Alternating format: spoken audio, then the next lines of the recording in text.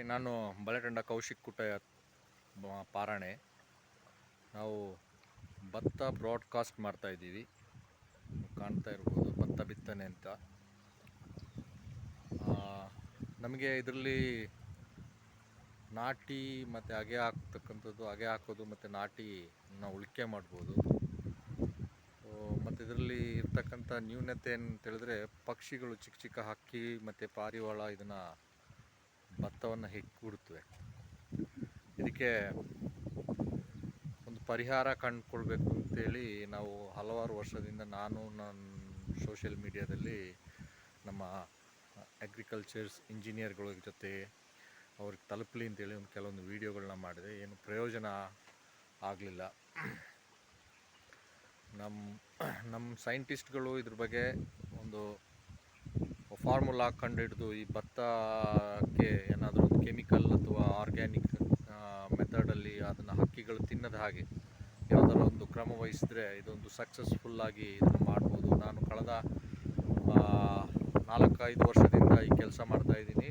ಮತ್ತು ನಾವೇನು ಈಗ ಕೊಡಗಿನಲ್ಲಿ ಬಟ್ಟಿಗೆ ಬಟ್ಟಿ ಭತ್ತ ಬೆಳಿತೀವಿ ಅಂತೇನು ಹೇಳ್ತೀವಿ, ಅದನ್ನು ನಾನು ತಗೊಳ್ತಾ ಇದ್ದೀನಿ. ಬಟ್ ಹಕ್ಕಿಗಳನ್ನ ಇದನ್ನು ನಿಂತು ನೋಡ್ಕೊಳ್ಳೋದು ಮತ್ತೊಂದು ಅದರಿಂದ ಕಾಪಾಡ್ತಕ್ಕಂಥದ್ದು ಒಂದು ದೊಡ್ಡ ಸಮಸ್ಯೆ. ಈ ಭತ್ತಕ್ಕೆ ಏನಾದರೂ ಒಂದು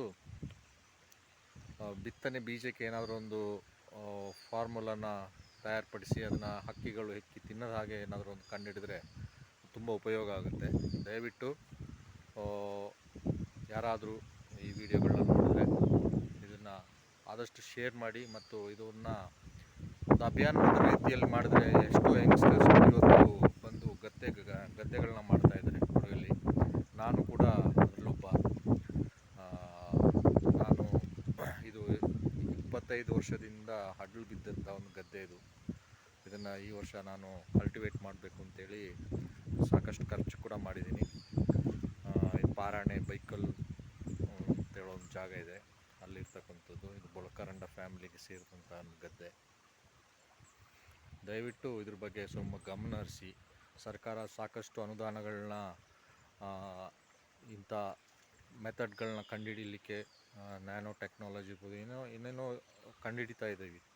ಬಟ್ ಇದಕ್ಕೆ ಒಂದು ಸ್ವಲ್ಪ ನಾವು ಮಾಡಿದರೆ, ಇದಕ್ಕೆ ನೀರಾವರಿ ಜಮೀನುಗಳು, ಇದಕ್ಕೆ ಯಾವುದೇ ಕಾಲುವೆ ಅವಶ್ಯಕತೆ ಇರೋದಿಲ್ಲ.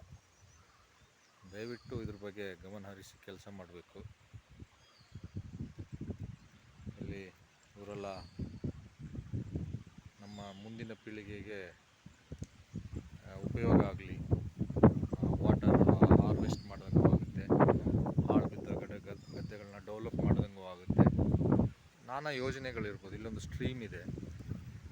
ಈ ಸ್ಟ್ರೀಮ್ಗೆ ಸರ್ಕಾರಗಳು ಅನುದಾನಗಳನ್ನ ಕೊಟ್ಟರು ಕೂಡ ಇದನ್ನು ಕ್ಲೀನ್ ಮಾಡೋಕ್ಕೆ ಈಗ ಅನೇಕ ಕಡೆಗಳೆಲ್ಲ ಕಾಲುವೆಗಳನ್ನ